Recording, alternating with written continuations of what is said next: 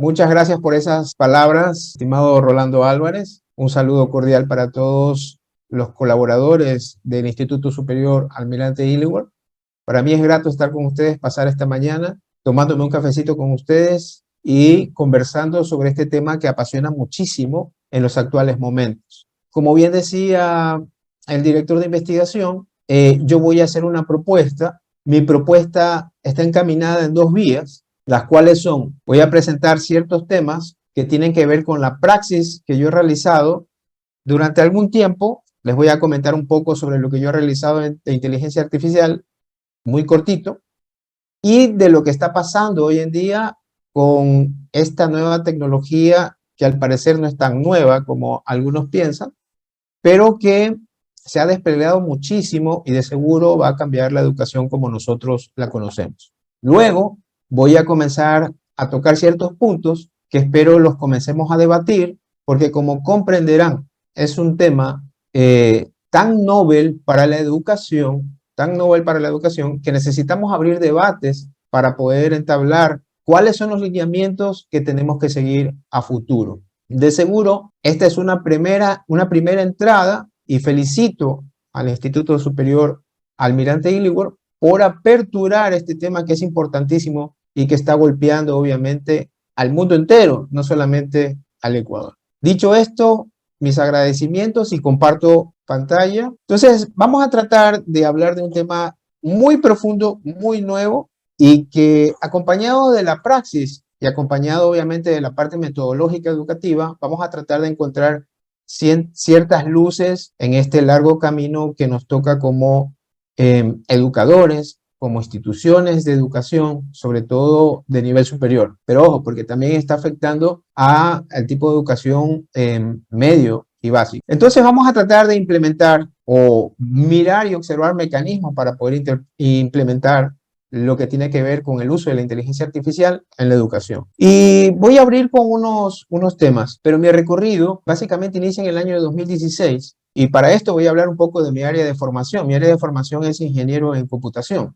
Y en el año 2016 comencé a trabajar con lo que nosotros conocemos como aprendizaje automático, que no es otra cosa que la predicción de resultados en base a datos. Y lo comencé a utilizar en ciertas investigaciones, en ciertos papers. Y, oh sorpresa, que en el año 2017, casi finalizando 2017, iniciando 2018, nos enteramos de que comienza a haber una nueva oleada en lo que tiene que ver inteligencia artificial, y esto tiene que ver con los modelos Transformers. Ya van a ver por qué topo esta parte importantísima. Porque hasta el año 2017, donde participé también en un congreso e hice, una investigación con respecto al estudio, en este caso de clasificación de figuras geométricas por parte de un brazo robótico, y eso está publicado en Springer, con un experimento muy interesante. Hasta ese año, en específico, los modelos Transformers no habían sido publicados de manera abierta. Finalizado el 2017, se publica el modelo Transformers, que no es otra cosa que reducir la capacidad de poder entrenar datos, o se comienza a validar el proceso de datos preentrenados para poderlos utilizar en ciertas aplicaciones de inteligencia artificial. Ya van a ver por qué les cuento todo este chisme, le digo yo. Y bueno, dicho esto, desde el año 2016 estoy un poco en esto, entrecortado con el marketing, la comunicación, aplicando datos en marketing y comunicación, etc. Ahora vamos a lo que es la inteligencia artificial. Entonces, como verán, el primer punto son los fundamentos de historia. Inteligencia artificial, no per se, nosotros conocemos algoritmos ya intentados aplicar computarizadas desde principios de los 90, mediados de los 90. Así que no es un tema novedoso, es un tema que ya tiene mucho tiempo. Y el estado actual nos dice, o nosotros lo podemos ver, que esa inteligencia artificial que solamente unos pocos entendidos la podían aplicar para estudios e investigaciones, ahora está siendo desplegado, ese término es muy importante, está siendo desplegado en aplicaciones, en apps, en sitios web, en prestación de servicios. Lo que ha ocurrido es que se ha popularizado el tema del uso y la aplicación de inteligencia artificial, porque ahora las capacidades de cómputo están más a la mano casi de todo el mundo.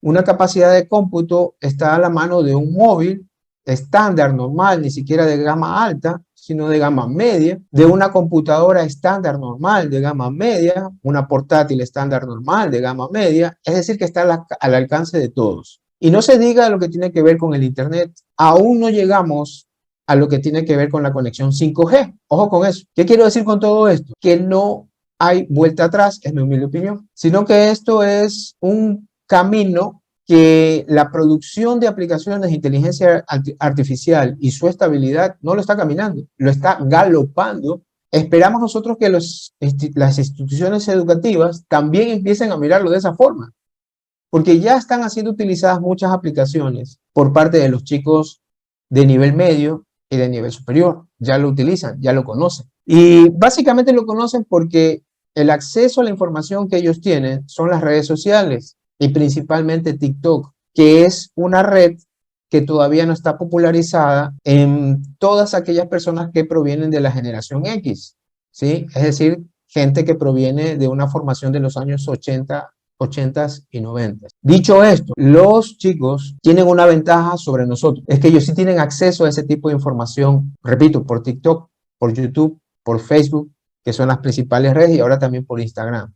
Bien, ya saben, me gustaría que vayamos dialogando, pero esta primera parte sí la voy a dar un poquito de corrido y por cuestión de tiempo un poquito rápida, pero si tienen alguna inquietud, alguna sugerencia con el tema, por mi lado, siéntase libre de poder interactuar.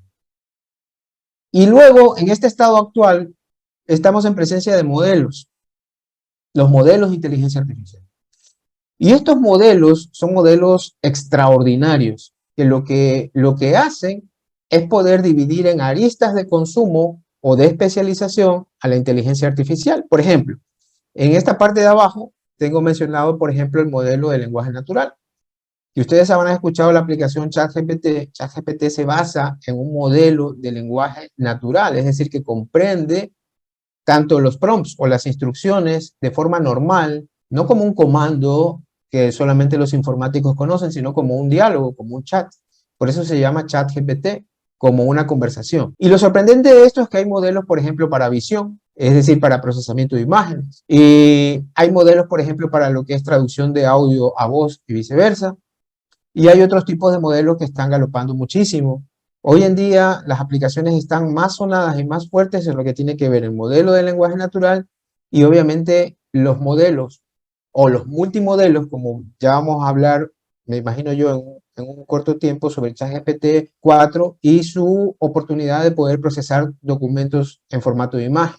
Es decir, que los puede, yo siempre digo así, ¿no? Reconocer o entender de alguna forma. Y entonces de los modelos que son extraordinarios, pasamos a las aplicaciones que, como bien había dicho hace un rato, están al alcance y obviamente se están integrando muy rápidamente. Están al alcance de la gente, tienen una amplia cobertura a nivel mundial y se están integrando obviamente con distintas aplicaciones, una integración bestial. Justamente ayer participé de la transmisión en vivo de Google I.O. del 2023 y Google, para poder hacer la competencia comercial a OpenAI, que es la compañía que desplegó al mercado a ChatGPT y todas sus versiones, lanza ahora sí formalmente su famoso chatbot integrado a un modelo que se llama PAL2, que compite palmo a palmo con el modelo GPT-4 de la compañía OpenAI. No sé si ustedes consuman TikTok, pero la mayoría de los estudiantes consumen mucho TikTok. Es más, en Estados Unidos se plantea la posibilidad de cerrarle las puertas a TikTok. Es una red social que ha tenido mucho impacto.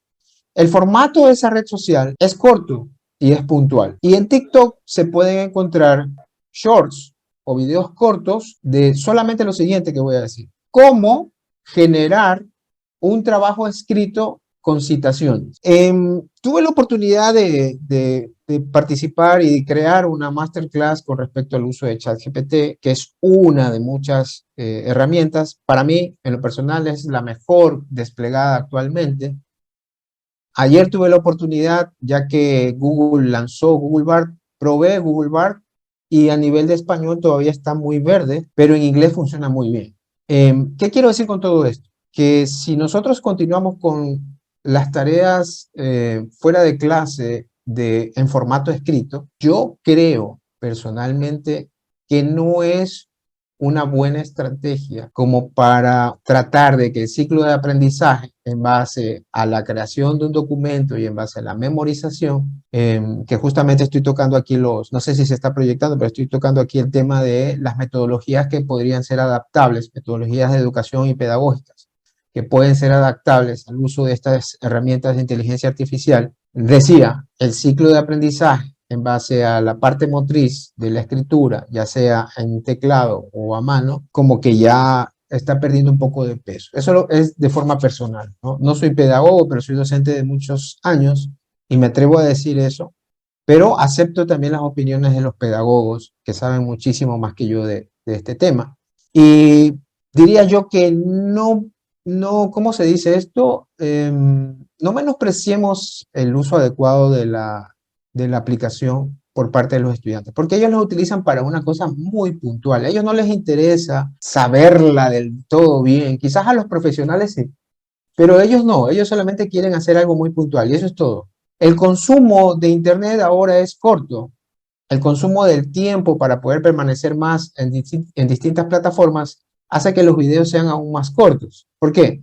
Y entonces, si es así, los videos para poder obtener información con respecto a este tipo de manejos de plataformas y tecnologías, también se hace más corto y puntual. Entonces, no menospreciemos a los estudiantes, por el contrario, pongámonos nosotros, pongamos mucho cuidado con respecto al tema. Bien, continúo. ¿Cuáles son las metodologías pedagógicas que más se pueden, digamos, adaptar a a esta nueva tendencia de la inteligencia artificial? Por ejemplo, el aprendizaje basado en proyectos. Muchos de nosotros utilizamos el aprendizaje basado en proyectos en aula. Ponemos a unos chicos, mandamos para un parcial un proyecto a mostrar y ellos tratan de, en el ciclo, en el tiempo determinado de formar un proyecto, obtener diferentes lineamientos de aprendizaje. Y cuando hacen la presentación del proyecto, demuestran el conocimiento que han adquirido. ¿Es cierto o falso? Es verdad. Con este tipo de herramientas también se puede hacer aprendizaje basado en proyectos, que repito, son metodologías pedagógicas. También el aprendizaje colaborativo. Desde antes de la pandemia nosotros utilizamos herramientas como Moodle y distintas formas de plataformas digitales. Incluso una vez yo recuerdo que utilicé Facebook para poder tratar de empatizar un poco con esa comunidad joven que son los estudiantes. Otros utilizan Instagram y otros utilizan ahora TikTok. Por ahí tengo un par de compañeros, me incluyo yo, que hicimos una cuenta en pandemia solamente como para probar a ver qué tal nos va y cuáles eran las dificultades de construir cápsulas de consumo justamente para los seguidores. Y ahí está mi cuenta de TikTok, ¿no? Lamentablemente no he podido agregarle más valor, pero espero hacerlo en el corto plazo. Aprendizaje personalizado. Este tipo de plataformas de inteligencia artificial permite el consumo de información personalizado, así como las redes sociales, pero con una gran diferencia, que este tipo de aplicaciones de inteligencia artificial se construyen con un gran corpus de datos que están entrenados en base a publicaciones de Internet. En el caso particular de ChatGPT, la actualización de ese gran corpus es básicamente a septiembre del 2021, ¿sí? Pero por lo general, la mayoría de nosotros utilizamos textos que son clásicos. Cuando yo le digo clásicos, son textos que vienen de 2012 hasta 2018. Para nosotros hoy en día eso debe ser considerado clásico. Eso no es actualizado.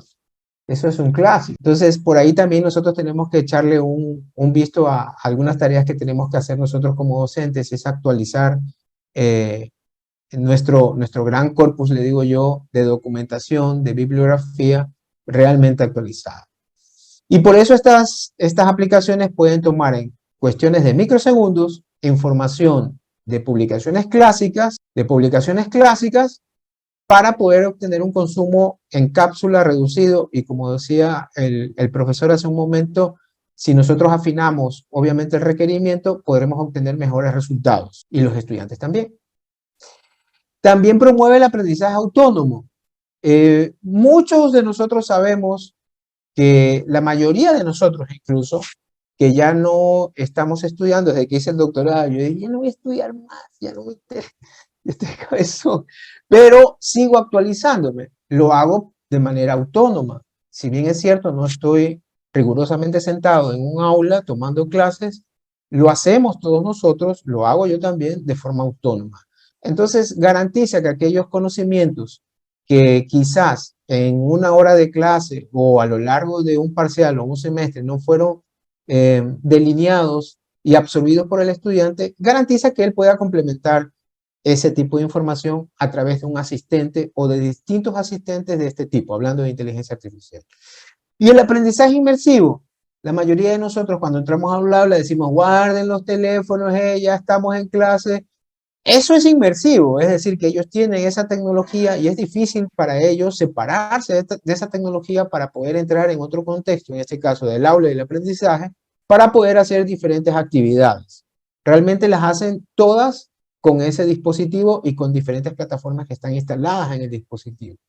Entonces, sí promovería el aprendizaje inmersivo. Claro, algunos me dirán, no, es que el aprendizaje inmersivo tiene que ver con la realidad virtual, con el metaverso. También, pero básicamente tiene que ver con el uso de la tecnología que promueve las capacidades de inmersión y justamente eso, por ejemplo, esas capacidades de inmersión las tienen las plataformas como TikTok. Esa es una de las cosas que las hace ganadoras. Ok, y para finalizar, este tipo de metodologías de aprendizaje básicamente se adaptan muy bien al uso de la inteligencia artificial. No sé si hasta allí tengan alguna consideración para darles el paso para que ustedes también agreguen eh, eh, algún tipo de ideas con respecto a esto. Hasta este punto, todo lo que yo estoy anteponiendo es en base a la praxis, a la experiencia personal y a la investigación. ¿Algún complemento o algo? Bueno, es muy interesante, doctor Garzón, ver estas metodologías que usted nos proyecta, adaptables a la inteligencia artificial, y sobre todo me llama la atención, ya creo que he oído varias conferencias de usted, el uso del TikTok como también apoyo al aprendizaje de los estudiantes. Es muy importante porque hasta ahora el TikTok ha tenido más bien una utilización, digo, en el instituto, ha tenido una utilización para el marketing, para darnos a conocer, etcétera. Pero es importante, desde mi punto de vista, el desarrollo también o el aprovechamiento de esta herramienta como una herramienta pedagógica importante con los estudiantes. Gracias. Bien. Hay un tema, por ejemplo, estimado Rolando, muy bien el aporte, se me pasaba por alto. Hay un tema que tenemos todos con respecto a lo que tiene que ver con las plataformas de comunicación, como TikTok, por ejemplo, o YouTube. Y es el tema que nos obliga a tener publicaciones actualizadas, porque si no los algoritmos detectan que esa publicación ya no es tan actual y la bajan. Entonces yo hago una pregunta, no es una pregunta para el debate, ¿no? ¿Cuándo las instituciones educativas dan de baja a la bibliografía y a las publicaciones para seguir impartiendo clases semestre a semestre? Es una pregunta que yo hago. Yo tengo mi respuesta, pero yo no la voy a decir. En este caso, como libre mercado, las plataformas digitales nos obligan a crear contenidos actualizables. No sé si tengan alguna inquietud con respecto a eso. Bien, con respecto a eso, sí. No les había mencionado, pero ahorita yo estoy haciendo un experimento. Ojalá que no se lo toma mal lo que voy a decir, pero estoy haciendo un experimento que tiene que ver justamente con el uso de Discord en el aula. Bien, como ustedes sabrán, no tengo el gusto de conocer la Illingworth, pero en la mayoría de las universidades del país no hay muchos laboratorios como para poder utilizar computadoras en el aula de clases. Y en este momento, las materias que yo tengo son teóricas, pero tienen que ver con la comunicación, tienen que ver con la publicidad. Y lo que estamos haciendo es tomar Discord para poder desplegar este tipo de aplicaciones. Por ejemplo, les comparto, ahorita estoy trabajando con una aplicación de inteligencia artificial que se llama PixArt. Y ese PixArt lo que hace es generar imágenes de acuerdo a prompts. Lo pueden buscar. Creo que diariamente tiene 25 posibilidades de generación. Y lo que hice fue crear un servidor en Discord y trabajar con mis estudiantes, ellos conectados desde el móvil y yo desde la computadora que está en el atrium. La experiencia ha sido grandiosa, pero como decía la profesora Leticia, para poder utilizar Discord, tiene que saber, ese es el tema. Y a mí me consumió un tiempo prudencial el haber aprendido Discord, pero es grandiosa, es una plataforma grandiosa porque tiene niveles de seguridad, tiene niveles de colaboración, ojo porque aquí todavía estoy con los puntos, es colaborativo y en real time, permite un aprendizaje semiautónomo porque yo estando dando la clase, los chicos pueden seguir generando y yo estoy viendo todo lo que van generando en mi server. No sé si todos, yo también, créanme, las cosas que yo estoy diciendo hasta hace 2 meses para mí sonaban a chino, por si acaso chiste, no sé qué está hablando este señor, está loco, no sé.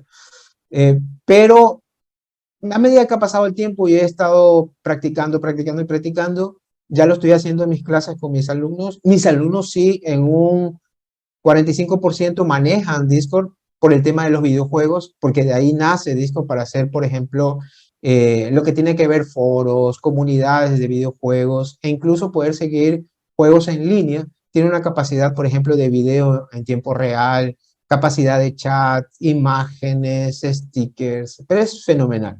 Yo invito a que cada uno de nosotros seamos todavía más abiertos para integrar esta clase, yo le denomino de empatía digital. ¿Y por qué le denomino empatía? Porque nosotros somos personas, como repito, ¿no? Que posiblemente estemos ya en la generación X y habrán personas que estén en la generación Y dando clases y como habrán, no, ya no creo que, la baby boomers no creo que existan, pero bueno, estemos por allí y nosotros de alguna manera tenemos que contagiarnos o tenemos que ser empáticos o tenemos que ser de alguna forma invasivos de los nuevos sectores, de las nuevas áreas donde los chicos están trabajando hoy en día, en este caso en su entretenimiento. Pero nosotros tenemos que ser muy cautelosos y también tenemos que ser muy perceptivos a lo que ellos están trabajando. Les voy a contar de manera personal lo que ha pasado conmigo y es que los chicos ven que, el profesor sí sabe de esto. Yo me río. ¿Y cómo es que usted, profe, sabe de esto? ¿Por dónde? Entonces veo que no es algo común y así que yo les invito a que lo hagamos todos o la mayoría de nosotros lo hagamos lo más común posible. Yo sé que no es tan fácil el tema, que hay que dedicarle más tiempo a la formación, como decía la profesora Leticia, pero de todas maneras dejo la invitación ahí abierta. Ese tipo de Discord es una aplicación grandiosa porque permite justamente ejecutar otro tipo de aplicaciones, no solamente de inteligencia artificial, un sinnúmero de aplicaciones. Paso a otro tema si no hay algo más al respecto.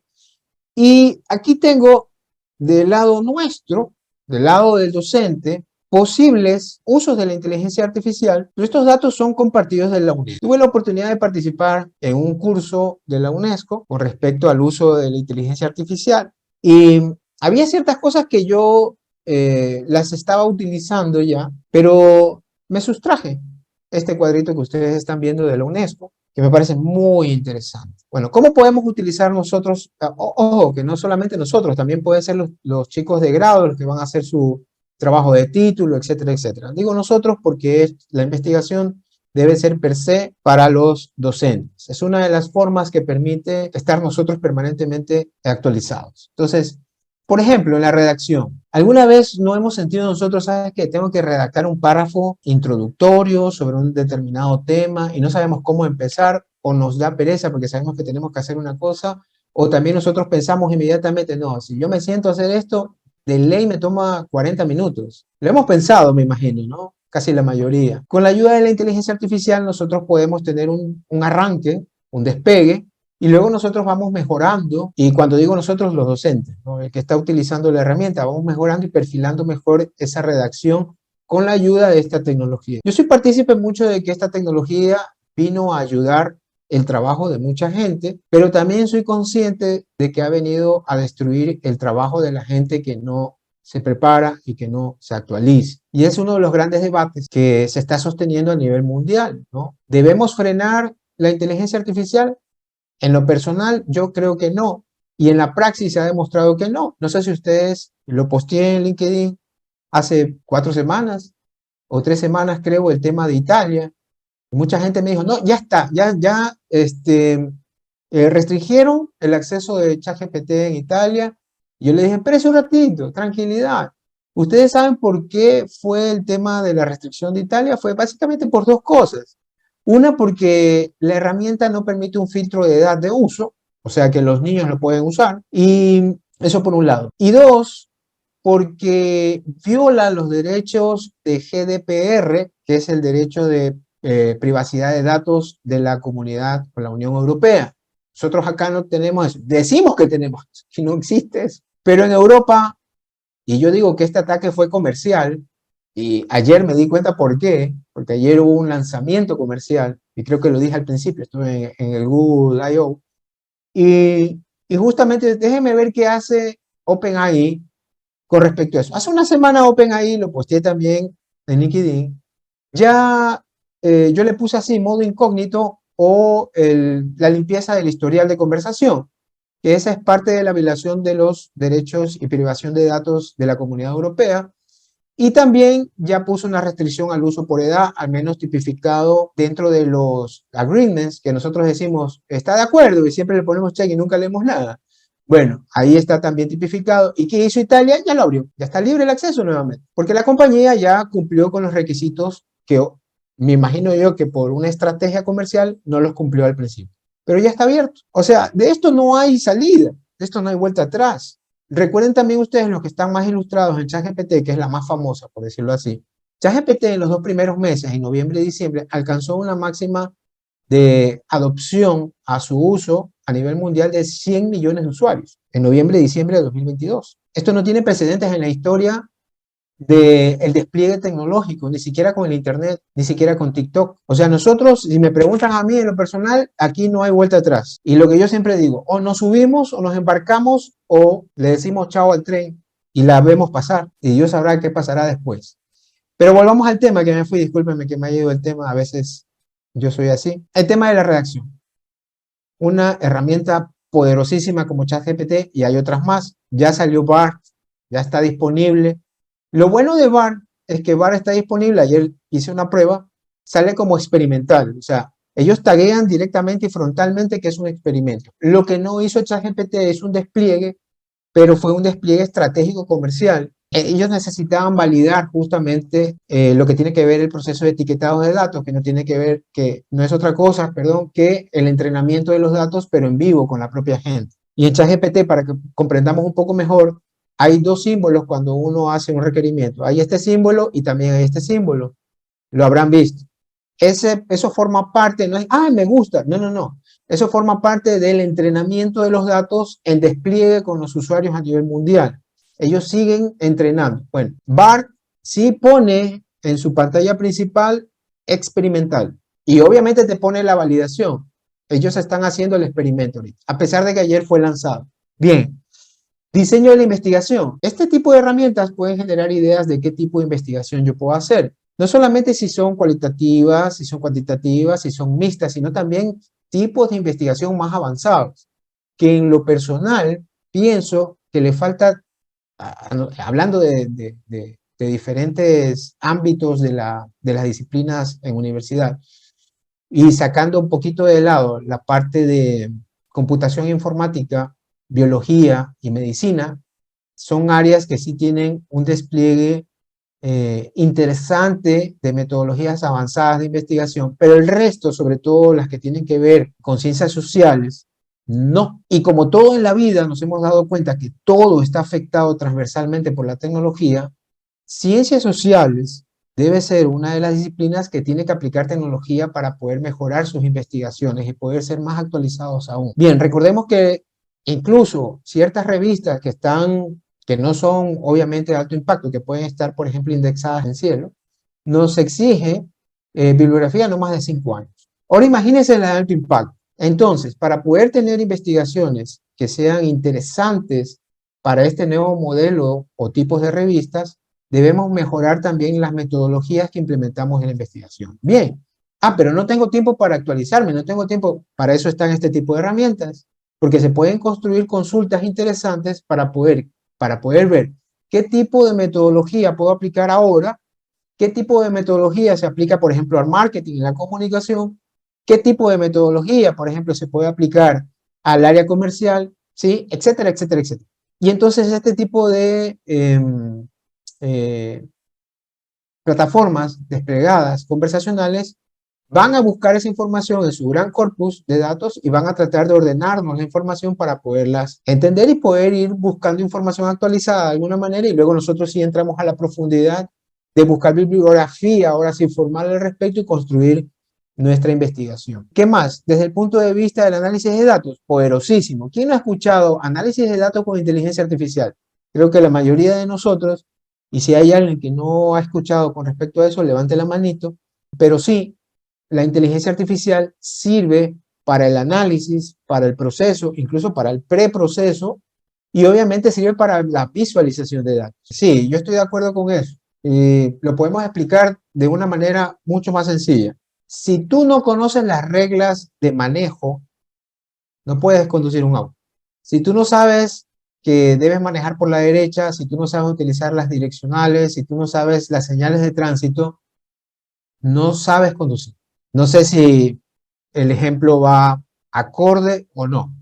Entonces, esta es una herramienta que nos permite acelerar nuestro trabajo, nuestra producción, siempre y cuando nosotros tengamos los saberes y los conocimientos. Pero además de los saberes y conocimientos, tenemos que activar nosotros mismos el pensamiento crítico. Y eso es fundamental. Pero si nosotros, por el temor de que la tecnología nos va a brindar una información falsa, entonces estamos corriendo el riesgo de perder más tiempo. Y aportando un poco más, este tipo de plataformas y sobre todo la inteligencia artificial per se, la inteligencia artificial funciona con datos y en muchas veces lo he dicho, el sesgo, ¿usted ha escuchado el sesgo de la inteligencia artificial? El sesgo de la inteligencia artificial es el sesgo humano reflejado en los datos. Este tipo de herramienta solo recoge los datos que existen o que fueron ordenados en algún corpus y fue alimentada y fue entrenada de esa manera. Así que el sesgo es más humano que de este tipo de herramientas. Cuando hablamos de herramientas de inteligencia artificial que manejan los modelos de lenguaje como ChatGPT, incluso ese tipo de herramientas realmente en el modelo per se, por debajo, funciona con datos, funciona de forma numérica. Por ejemplo, en ChatGPT, que es una de las herramientas que yo he estudiado muchísimo, funciona de acuerdo a un número de palabras, porque es una herramienta comercial, pero por debajo del modelo, esas palabras son divididas en tokens. ¿Y qué son los tokens? Para que todos lo consuman rápido. Los tokens son vectores numéricos. Y como algunos sabrán, cada carácter se representa de una forma numérica en código ASCII. No sé si la mayoría sabrá. Si alguien no sabe con respecto a eso, levante la manito. Si yo tecleo la A en un teclado, esa A numéricamente representa el 26, si mal no recuerdo. No me acuerdo no soy memorista, por si acaso. Y así cada letra, A, 26, B, 27, hasta la 90 y pico. Así funciona la informática. La informática funciona con datos. ChatGPT coge las palabras que nosotros entendemos y obviamente por eso se llama procesamiento del lenguaje natural. Procesamiento del lenguaje natural. Coge el lenguaje natural y lo procesa numérico para poder obtener resultados y viceversa. Estamos hablando de datos duros. No estamos hablando, no es que se lo inventó. No, no, no. Ha sido entrenado y va a arrojar los datos de acuerdo a ese entrenamiento. Ya lleva más de 6 meses en pleno despliegue, es decir, que continúa entrenándose. Y aunque yo soy partícipe de que eso no se debió haber hecho, y vemos empresas como Google que pone experimental, y eso está muy bien, esta empresa lo experimentó sin que nosotros lo supiéramos. Bueno, algunos de nosotros no lo sabíamos y otros sí sabíamos lo que estaba ocurriendo, pero nos parece un tiempo que ellos han ganado muchísimo en el entrenamiento con usuarios finales, y hoy en día ese tipo de plataformas de OpenAI es muy, pero muy buena y los resultados son muy buenos. Incluso el manejo ético, el manejo de la ética que vamos a ver finalmente, lo hace muy bien. Lo ha mejorado muchísimo, lo ha mejorado muchísimo. Y han pasado 6, 7 meses. Bien, continúo. Si tienen algo más, por favor me dicen. Análisis de datos Y obviamente la recogida de datos. Entonces, si tenemos herramientas de inteligencia artificial, por ejemplo, yo trabajo con Python, nuevamente, el uso de la inteligencia artificial ya viene desde hace algún tiempo, solamente que ahora se ha desplegado en aplicaciones. Y sí comparto con la profesora en el tema de que es peligroso. ¿Por qué es peligroso? Porque si nosotros no tomamos asunto en ello, nosotros vamos a tener personas que son los estudiantes que sí están tomando asunto, y mucho, y nosotros vamos a quedar totalmente relegados, viviendo en una especie de burbuja, siguiendo mandando tareas de redacción. Aquí estoy mostrando que las utilizamos incluso yo para redactar, y cometiendo ese tipo de errores. Por eso agradezco este tipo de espacios, porque este tipo de espacios sirve para aprender todos. Yo también aprendo muchísimo. Todos aprendemos de esto. Y es necesario que esto se divulgue más todavía, y sobre todo en instituciones educativas. Porque a veces nuestro status quo, nuestro estatus de seguridad, nos hacen vivir, como repito, en una burbuja, y no vemos lo que está sucediendo, porque nosotros no tenemos TikTok, porque nosotros no ojeamos mucho YouTube. Por cierto, yo tengo un canal de YouTube. Si usted quiere verlo, recién lo estoy inaugurando realmente, soy un novato en YouTube, pero si usted puede colaborar con la suscripción, le agradezco muchísimo. Y termino con lo siguiente, que es algo muy importante y que también lo traigo del curso de la UNESCO. Me gusta siempre dar al César lo que es del César. Hay cosas aquí en el tema de lo que tiene que ver con las implicaciones éticas y los desafíos o retos que tiene el uso de la inteligencia artificial. Hay cosas en las cuales yo no comparto, porque quizás yo tengo un conocimiento un poco más profundo de hace años con respecto a la inteligencia artificial, y hay personas que recién están tomando el tema, y como yo tengo un conocimiento un poquito más profundo, hay personas que saben muchísimo más que yo, obviamente, pero el conocimiento que yo tengo me permite disgregar o diferenciar ciertas cosas. Yo no estoy de acuerdo, por ejemplo, con el sesgo cognitivo de la inteligencia artificial. No estoy de acuerdo. Pienso que uno de los retos sí es la integridad académica. Debemos integrarlo. El uso de esta plataforma debe ser integrado por nosotros, porque los estudiantes ya lo integraron hace rato. Hace rato lo integraron. Falta que nosotros lo integremos. La comercialización, eso es algo que está fuera de nuestro alcance.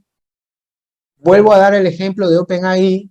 Despliega en noviembre, finales de noviembre del 2022, despliega ChatGPT diciendo de que ya estaba listo. No estaba listo, y lo he dicho muchas veces, pero sirvió como una estrategia comercial y al mismo tiempo de entrenamiento. Hoy en día es una de las mejores herramientas que hay, porque justamente nos engañaron, y gracias a ese engaño nosotros ayudamos en el entrenamiento de esos datos.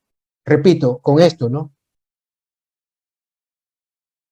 La accesibilidad, no tenemos nada que hacer con eso. Ya los estudiantes lo tienen, olvídese de eso.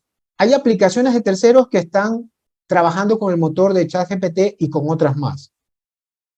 Yo mismo estoy trabajando con algunas herramientas de inteligencia artificial. Para aquellos que les gusta el diseño gráfico, ya está disponible también Adobe Firefly, que sirve para generar imágenes. Y justamente Google Bard, el chatbot, el ChatGPT, por decirlo de alguna manera, de Google, va a integrar la generación de imágenes con Adobe Firefly. Entonces, hay algunas cosas que yo no comparto aquí. Una de las cosas que yo no comparto es, voy a hacer aquí un poco la falta de regulación. Es difícil regular esto. Y les voy a decir por qué.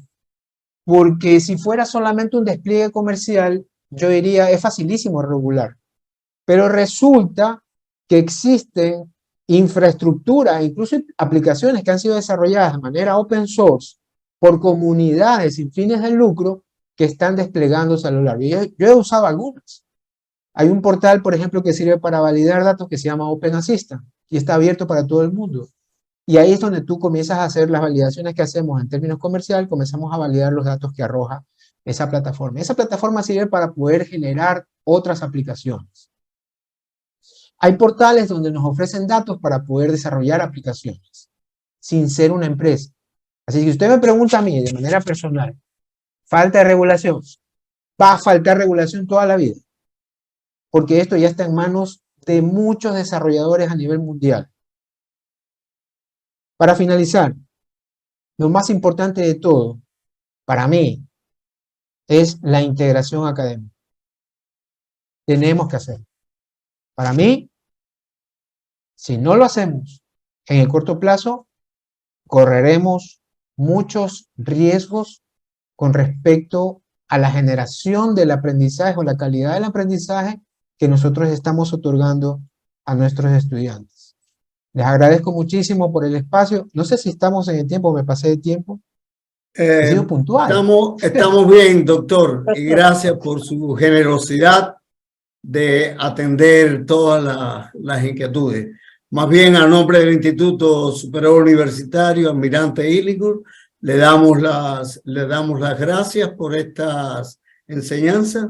Además, por las preocupaciones pedagógicas que nos deja, ¿verdad? Hay mucho que trabajar. Yo comparto la idea de que teniendo o incorporando las metodologías de inteligencia artificial, pues eso a las clases, etcétera, pero se hace importante la validación integral del currículo. Y en una de las partes sería de incorporamos la metodología de inteligencia artificial, pero seguimos evaluando de la misma forma. Yo creo que hay que repensar todo esto para poder sacarle el mayor provecho a la inteligencia artificial y que nuestros estudiantes estén siempre mejores preparados. Una última idea, doctor Garzón, en general, por favor. Claro, a ver, aquí estaba leyendo justamente para ver si había alguna pregunta en el chat y por aquí alguien puso que el metaverso ya está invalidado. Alberto dice, no se ve bien. Bueno, con respecto al metaverso, disculpen que me vaya del tema, el metaverso no es Microsoft, el metaverso también es un movimiento de avanzada. Quizás Microsoft equivocó la estrategia con respecto a la venta de dispositivos, en este caso de los headsets, de los visores, que son extremadamente caros. Y es más, la estrategia fue equivocada porque en el mercado existen visores de gama media, básicamente en 400, 500 dólares, y ellos sacaron un visor con muchas capacidades, eso sí, incluso con realidad mixta, sobrepasando los $1000. Esa estrategia estuvo mal, pero el metaverso va más allá de Microsoft. Microsoft se embarcó en el metaverso, en toda esta tendencia. Y lo que nos dice es también, y en el artículo que va a salir publicado creo yo en junio, estamos hablando de algunas expectativas, algunos ejemplos que se hicieron en universidades de Bélgica. El mismo ChatGPT, la alerta que yo tuve fue en diciembre de un grupo de universidades australianas que comenzaron a ver que estudiantes de Australia comenzaron a utilizar esta plataforma y hubieron dos posturas en el comité de las 7 u 8 universidades más grandes de Australia. Una, esto solamente es una aplicación. 2, no va a pasar nada. Y 3, pongámonos a trabajar. Ellos se pusieron a trabajar. Con esto me despido. Nuevamente les agradezco muchísimo. Gracias por el espacio. Gracias a ustedes. Ha sido muchas gracias. Un aprendizaje. Muchas gracias a usted, doctor Garzón. Gracias a todos los que se han mantenido conectados. Tuvimos un máximo de 52 participantes durante la conferencia y esperemos que no sea la última vez que podamos contar con su presencia en un evento como este.